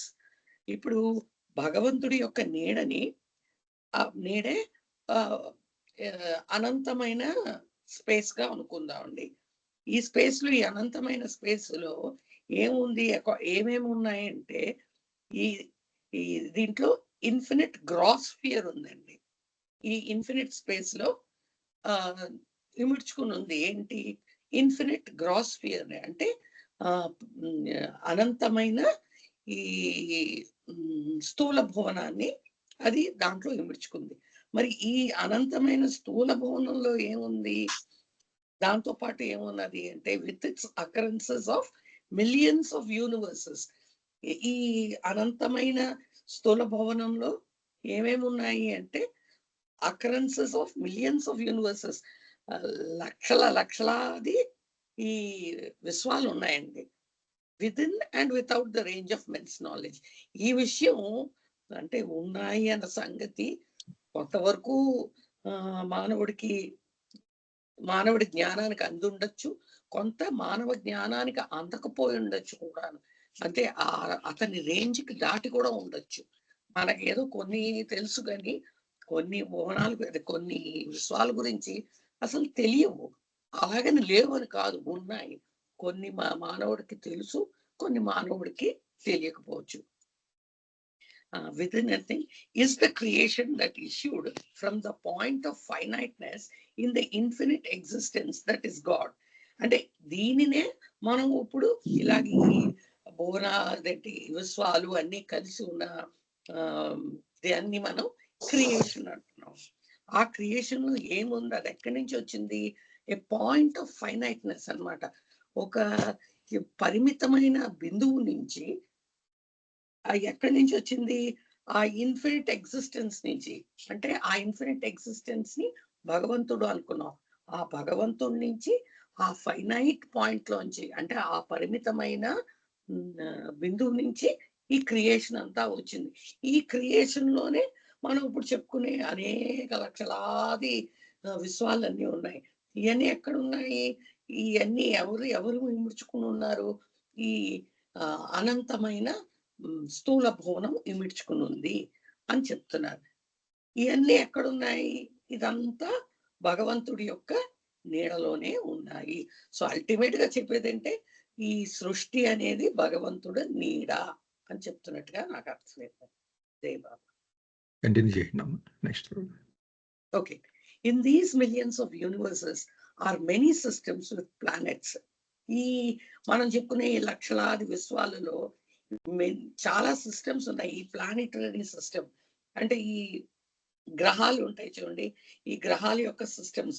మనకి తెలిసింది ఏదో మన ప్లానిటరీ సిస్టమే తెలుసు, కానీ మనకి తెలియను ఇంకా ఇందాక చెప్పాం కదా, మనిషి యొక్క రేంజ్ లో కొన్ని ఉంటాయి, రేంజ్ దాటి కొన్ని ఉంటాయని.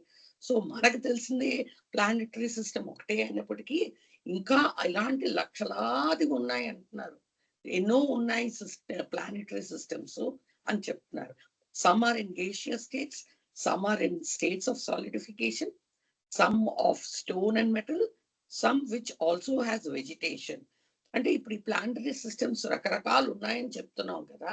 ఆ ప్లానిటరీ సిస్టమ్స్ అంటే ఈ ఏమన్నా ప్లానెట్స్ గ్రహాలు కొన్ని ఎలా ఉంటాయి? గేషియస్ స్టేట్ లో, అంటే గాలి అవస్థలోను ఉంటాయండి, వాయు అవస్థలో. And some in the state of solidification, అంటే కొన్ని ఇంకా ఘనీభవిస్తున్న స్టేట్ లో ఉంటాయండి. మళ్ళీ some of sun, stone and metal, కొన్ని ఈ సిస్టమ్స్ ప్లాంటరీ సిస్టమ్స్ రాతి స్థితిలో, కొన్ని ఏమో లోహ స్థితిలో ఉంటాయి. Some which also have vegetation, కొన్నిట్లో ఈ ప్లాంట్స్ వెజిటేషన్ అంటే ఈ ప్లాంట్స్, ట్రీస్ అవన్నీ కూడా ఉంటాయని చెప్తున్నారు. అంటే వృక్ష సామ్రాజ్యం ఉంటది అని చెప్తున్నారు. Some have also developed life forms such as worms, some also fish, some also birds, some also animals, and a few also have human beings. దీంట్లో మళ్ళీ ఇంకా చెప్తున్నారు కొన్నిట్లో కొంచెం డెవలప్డ్ ఫార్మ్స్, అంటే మన వృక్ష సామ్రాజ్యానికంట ఇంకొంచెం అభివృద్ధి చెందిన ఫార్మ్స్ ఉంటాయి. అవి ఏమిటి? క్రిమి కీటకాలు. అలాగే కొన్నిట్లో చేపరాజ్యాలు, అంటే నీళ్ళలో జీవించే జీవులు లాంటివన్నీ ఫిషెస్ అన్నాం. కొన్నిట్లో పక్షులు ఉండొచ్చు, మరికొన్నిట్లో జంతువులు ఉండొచ్చు, ఇంకా కొన్నిట్లో చూడండి ప్రపోర్షన్ ఇలా తగ్గిపోతుంది. అండ్ ఏ ఫ్యూ, ఇక్కడ దాకా సమ్ అన్నారు, ఇప్పుడు ఏ ఫ్యూ అంటే ఇంకా కొన్నిట్లోనే ఇంకా బాగా తగ్గిపోయి కొన్నిట్లో హ్యూమన్ బీయింగ్స్, మానవులు కూడా ఉంటారు అని చెప్తున్నారండి.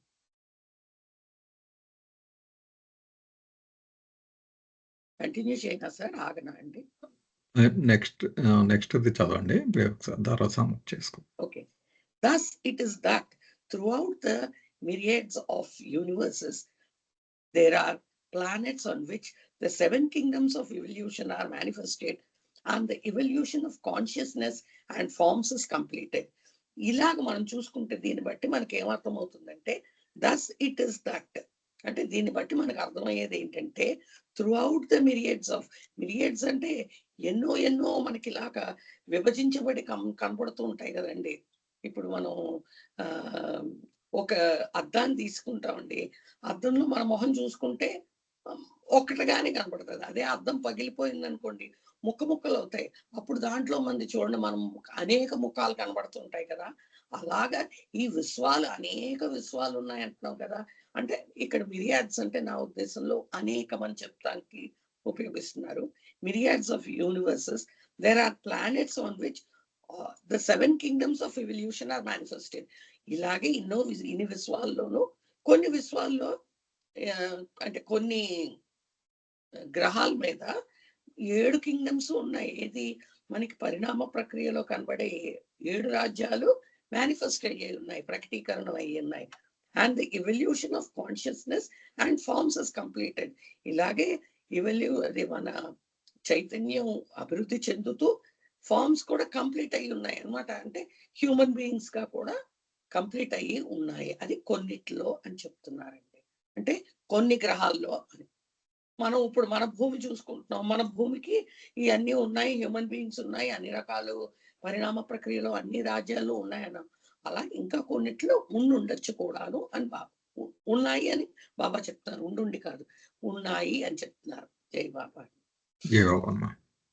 ఏమన్నా ప్రశ్నలు ఉన్నాయండి? ఇప్పుడు దాకా చదువుకున్నాయి 3 పేర్లు. ఓకే, దాసు. సో 4 జర్నీస్ అనేది మనకు ఒక చార్ట్ ఉందండి, పేజ్ 139లో. ఆ చార్ట్ ని ఎక్స్ప్లెయిన్ చేస్తున్నారు ఇక్కడ. సార్ ఆ చార్ట్ ఏమైనా చూపిస్తారు ఒకసారి? నేను నా దగ్గర బుక్ చూసి చెప్తాను. 139. సారీ అండి, అదే మీట్లో మాట్లాడుతున్నాను నేను. ఇది రాజుగారు 139 పేజీలో చార్ట్ ఉంది రాజుగారు. అంటే ఇదేనండి, ఇది 10 స్టేట్స్ నుంచి ఉందండి యాక్చువల్గా ఈ డాక్యుమెంట్. ఓ అవునా, ఓకే. ముందు కూడా ఉండాలి. ఒక్కసారి ఓపెన్ చేస్తాను అండి.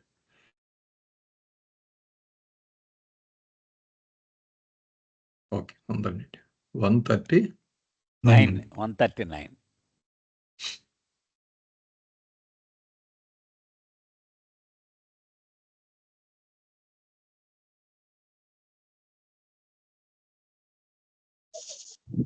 ముందుకు వెళ్ళిపోయానంటారా?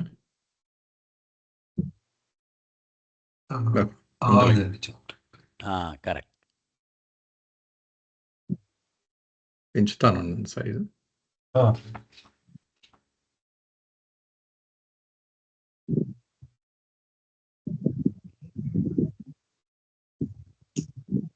కనబడుతుందా అండి?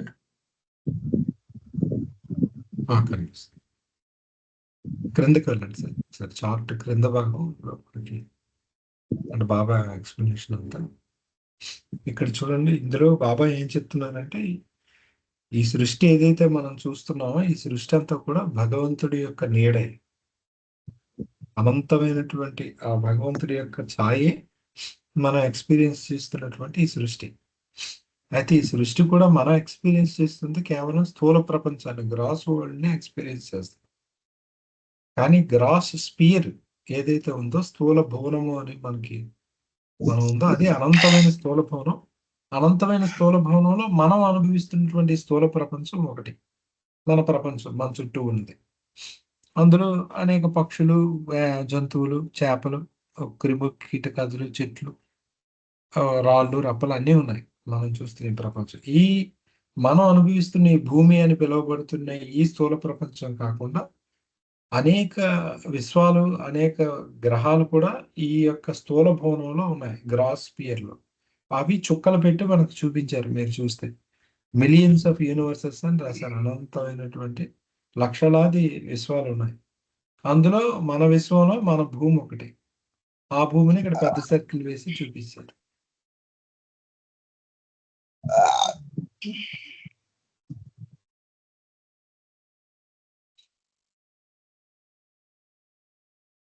సారీ, పెద్ద చేద్దామని చేస్తాం. ఓకే,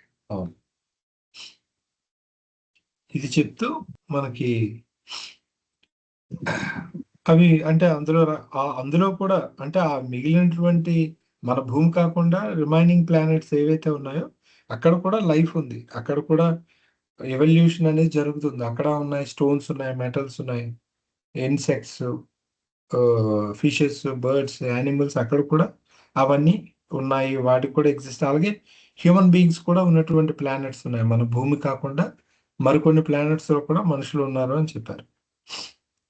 అయితే ఇన్ని రకాలుగా మనకి కనిపిస్తున్నప్పటికీ కూడా అంటే ఈ 7 కింగ్డమ్స్ ఉన్నాయి కదా, ఆ కింగ్డమ్స్ లో ఎవల్యూషన్ అంతా జరుగుతుంది మనకి. ఇన్ని ప్రపంచాలు, ఇంత సృష్టిజాలం అంతా మన కళ్ళ ముందు కనిపిస్తుంది. మనకు తెలియంది కూడా చాలా ఉంది. కానీ ఇక్కడ ఒక విషయం చెప్పారు, అది ఇంకా మనం రాలేదండి అక్కడికి. అది చదవాలి మళ్ళీ సార్. ఓకే. అయితే కంటిన్యూ ఒక్కటి లక్ష్మణ్ ఒక్కసారి ఒక్క చిన్న మాట చెప్పాక ముందుకెళ్దాం అని. చెప్పండి సార్. ఈ 4 జర్నీస్ అనేది ఏంటి అసలు? మనం జర్నీ ఆఫ్ ది సోల్ అని మొత్తం పుస్తకం అంతా చదువుకొని వచ్చేసాం, గాడ్ స్పీక్స్ కదా. అవును సార్. సో ఆత్మ చేసేటువంటి ప్రయాణం అని చెప్పుకున్నాం. మళ్ళీ ఇక్కడ 4 జర్నీస్ అంటున్నారు ఏంటి? అది ఒక మాట చెప్పిన తర్వాత ముందుకెళ్దామండి. అంటే మనం చెప్పుకున్న ప్రకారం గాడ్ స్పీక్స్ అంతా చదివి నేను భగవంతుణ్ణి అనే గమ్యం చేరడమే ప్రయాణంగా మనం చదువుకుని వచ్చాం. కానీ బాబా ఏమంటున్నారంటే ఎక్కువ ఆత్మలు అక్కడ ఆగిపోతాయి, కానీ కొన్ని ఆత్మలు ఇంకా ముందుకు ప్రయాణం చేస్తాయి. సో అలాగూ 4 స్టేషన్స్ కింద చెప్పారనమాట. ఇది అంటే నేను భగవంతుణ్ణి అనే గమ్యంతో ఆగిపోయే ప్రయాణం చాలా ఆత్మలు దిగిపోతాయి ఆ స్టేషన్లో, కానీ కొన్ని ఆత్మలు బండిలో కంటిన్యూ అవుతూ ఉంటాయి. అలాగూ 4 రకాలైనటువంటి స్టేషన్లు రీచ్ అయ్యేటువంటి ఆ ప్రయాణం కింద చెప్తున్నారన్నమాట ఇవి. అంటే ఏంటి? నేను భగవంతుణ్ణి అనే గమ్యం వీడి వరకు చేరిపోయాడు, వీడు అక్కడ దిగిపోయారు ఎక్కువ మంది. కానీ కొంతమంది ఇతరులకు సాయం చేయడం కోసం ఇంకా ముందుకు ప్రయాణాలు చేస్తారు. అది ఆ 4 రకాల ప్రయాణాలు చెప్తున్నారు అంతే. ఇది ఒక్క మాట చెప్దామని అది ఎందుకంటే సస్పెన్స్ కింద ఉండిపోకుండా. అవును సార్, మంచిదైంది మీరు కూర్చోండి. టైటిల్ గురించి మాట్లాడుకోలేదు. అదే టైటిల్ అసలు 4 జర్నీస్ అంటే మనకు తెలిసిన ఒకటే జర్నీ కదా, నేను భగవంతుడిని అయిపోయింది కదా. మరి మిగిలిన ఇప్పుడు మీరు చెప్తున్న మనందరికీ తెలిసిన జర్నీ ఈ 4 జర్నీస్ లో ఎండ్ ఆఫ్ ఫస్ట్ జర్నీ. అది ఎండ్ ఆఫ్ ఫస్ట్ ప్రయాణం పూర్తయిన తర్వాత చేరుకునే గమ్యస్థానమే మనకు తెలిసిన, అందరికీ తెలిసిన the goal of life is to become one with God. అది అంటే the end product of the first జర్నీయే మన గోల్. కానీ ఆ తర్వాత చాలా జర్నీస్ ఉన్నాయనేది బాబా ఈ చార్ట్ లో వివరించే ప్రయత్నం. అంటే అసలు పెర్ఫెక్షన్ అని చెప్పుకొచ్చారు కదా బాబా, ఇతరులకు ఉపయోగపడ్డాం. రియల్ గోల్ అది యాక్చువల్. ఆ 3 జర్నీలు దానికి సంబంధించినవి అన్నమాట. ఓకే సార్, బాగుందండి. అదే కొంచెం క్లారిటీ ఉంటే ముందే కన్ఫ్యూజన్ ఉండదు. అంటే ఇప్పటికే మనం అవన్నీ ముందు సెక్షన్ లో కూడా చాలా డైమెన్షన్ లో చూసాం, చాలా కేటగిరీలు, బాబా ఎందుకురా బాబు ఇవన్నీ మొదలెత్తాడు, మళ్ళీ ఈ స్థూల ప్రపంచం ఇవన్నీ చెప్తున్నాడంటే ఆత్మ చేసిన మొదటి ప్రయాణం ఎంత కష్టమైందో చెప్తున్నాడు అనమాట. ఇన్ని దాటి ఫస్ట్ జర్నీ కంప్లీట్ చేస్తున్నాడు అని. ఈ స్థూలము, సూక్ష్మము, మానసికము దాటి వెళ్తున్నాడు అని. కానీ ఒక విధంగా నాకు ఇది అనిపిస్తుంది సార్, బాబా లిటరేచర్లు అంటే మిగిలిన లిటరేచర్లు అంత నేను డీటెయిల్గా చదవలేదు, కానీ ఎక్కువ ఆ ఫస్ట్ జర్నీ ఇది ఒక కేటగిరీ అయితే ES focus more on other next journeys. ఇప్పుడు మనం చదువుకోబోయే చాలా మెటీరియల్ కూడా ఇచ్చినట్టున్నారు కదండి. అంటే ఈజ్ బీయింగ్ అన్ అవతార్, ఆయనకి ఆ క్యాపబిలిటీ ఉంది కనుక ప్రాబ్లీ ఆ నెక్స్ట్ లెవెల్ ఆఫ్ జర్నీస్ని ఇన్ డీటెయిల్గా ఎక్స్ప్లెయిన్ చేయడం అలా ఎక్కువ ప్రాధాన్యత ఇచ్చారంటారు. అది అంటే యాక్చువల్లీ పర్ఫెక్షన్ అంటే మొదటి జర్నీ అయిపోగానే పర్ఫెక్షన్ అనుకుంటారేమో, అది కాదు అసలు పర్ఫెక్షన్ అన్నారు బాబు. ఎందుకంటే ఇతరులకు ఉపయోగపడాలి, ఇతరులకు ఉపయోగపడడమే అసలు పర్ఫెక్షన్. వాడికి వచ్చేస్తే వాడి అదేం ఉపయోగం? అది సెల్ఫిష్ ఎజెండా అయిపోద్ది కదా అది. అది అంటే ఇది ముందు నుండి ఉన్నదేనండి. కాకపోతే ఇది ఎవరు కూడా బయటికి ఈ విషయం తెలియదు. అంటే అంత హైలైట్ చేయలేదు, చేయలేదు. ఇప్పుడు తౌహీద్లో కూడా దాసం మనం చాలా డీటెయిల్గానే ఉంది, అంటే ఉంది లిటరేచర్లో ఏంటంటే ఇందులో కూడా ఉండొచ్చు, వైదిక ధర్మంలో అక్కడ ఉండొచ్చు. ఏంటంటే మనలాంటి జనాలకి అది ఫోకస్ చేయాల్సిన అవసరం లేకపోవడం ఏంటంటే it was never discussed. Theoretical గా కూడా ఆ విషయాన్ని బయటికి తీసుకొచ్చింది అయితే కేవలం బాబాయ్. అదే అంటే అంత చాలా నార్మల్గా మనకు అర్థమయ్యే రేంజ్లో చాలా జనరల్ టాపిక్ లాగే ఇందులో ఇంక్లూడ్ చేశారు కదా, చాలా సహజంగా. ఓకే, బహుశా ఎక్కువ మంది ఇంటర్ప్రిట్ చేయలేదేమో అండి. అంటే మన జనరేషన్స్ కి వచ్చేటప్పటికి ఆ వేదాల్లో సారం అయింది చెప్పలేదేమో. ఏమంటారు సార్? అదేం కాదండి, ఈ హయ్యర్ స్టేట్స్ కదండి, ఇట్స్ వెరీ డిఫికల్ట్ అన్లెస్ సద్గురువులు వచ్చిన వాళ్ళు చెప్పి ఉండొచ్చు. రామకృష్ణ పరమహంసని వీళ్ళు అడిగారు, వివేకానంద శిష్యులు చివరి రోజుల్లో చుట్టూ కూర్చుని అడిగితే అప్పుడు చెప్పాడు, ఇది అంటే ఆయన తెలుసుకుంటే అయిపోయిందా అంటే అప్పుడు చెప్పాడు, భగవంతుణ్ణి తెలుసుకున్నాం అనే జ్ఞాని అంటారు, కానీ జ్ఞాని కన్నా ఇంకోటి ఉన్నాడు, వాడి పేరు విజ్ఞాని. ఆ విజ్ఞాని అనేవాడు గాడ్ని తెలుసుకోవడమే కాదు, వాడు తిరిగి వచ్చి మీ లోకంలో ఉన్న వాళ్ళందరికీ సహాయం చేస్తాడు. అంటే అతను పెట్టిన పేరు విజ్ఞాని అనమాట. సైకిల్ రిక్షాలో రిక్షా పట్టుకున్న రిక్షా అని చెప్పాడు. వాళ్ళని అతను జీవకోటి, ఈశ్వర కోటి అని పేర్లు పెట్టాడు రామకృష్ణ. మామూలు మనుషులు అయితే గాడ్ రియలైజేషన్ పొంది సాగిపోతారు, బట్ ఈశ్వర కోటి అనే కేటగిరీ ఉంటది. వాళ్ళు తెలుసుకోవడమే కాదు, వాళ్ళు మళ్ళీ తిరిగి వచ్చి మిగిలిన వాళ్ళకి సహాయం చేస్తారు అని చెప్పాడు. కాకపోతే అవి అంత ఇంత టెక్నికల్ గా చెప్పలేదు, ఎందుకంటే ఆ వర్క్ కేవలం బాబాయ్ టేకప్ చేశారు. ఇంకెవరు సృష్టిలో ఏ గతంలో ఏ మాస్టర్ చేయలేదు. బాబా ఒక మాట అన్నారండి, చరిత్రను చదువుకునేటువంటి స్టూడెంట్ నాగరికతలు పుట్టడం పతనం అవడం ఇవే చదువుతారు, అవి చెత్త, అవి కాదు చదవలసింది. భగవంతుడు అనంతమైన ప్రేమ కారణంగా తెలిసి ఎంత భయంకరమైన మాయలోకి అడుగుపెట్టి ఆయన సృష్టికి సహాయం చేయడం, అవి చదువుకోవాలన్నారు. అసలు చరిత్ర అంటే అది అనమాట. ఎందుకంటే భగవంతుడు త్యాగానికి ప్రతీక. అంత కష్టం తెలిసి కిందకి రావడం, ఇదంతా మొయ్యడం కోసం అని అది బాబా హైలైట్ చేశారు బాగా. బెస్ట్ లెర్నింగ్ అన్నమాట. వాళ్ళ చరిత్రలు అది వర్దీ ఆఫ్ బీయింగ్ లెర్న్డ్ అనమాట అది. సార్ రేపు నేను హైదరాబాద్ ట్రైన్లో ఉంటానే, లక్ష్మణే కంటిన్యూ చేస్తారు అని చెప్పి ఈవేళ ఆయన్ని చేస్తేనే బాగుంటుందని. ఓకే, జై బాబా, జై బాబా. అందరికి జై బాబా. టైం కూడా అయింది, ఇక్కడ ఆపుదామండి, రేపు కలుద్దాం మళ్ళీ. జై బాబా సార్. అవతార్ మెహర్ బాబా కి జై. జై బాబా. జై బాబా. జై బాబా అండి.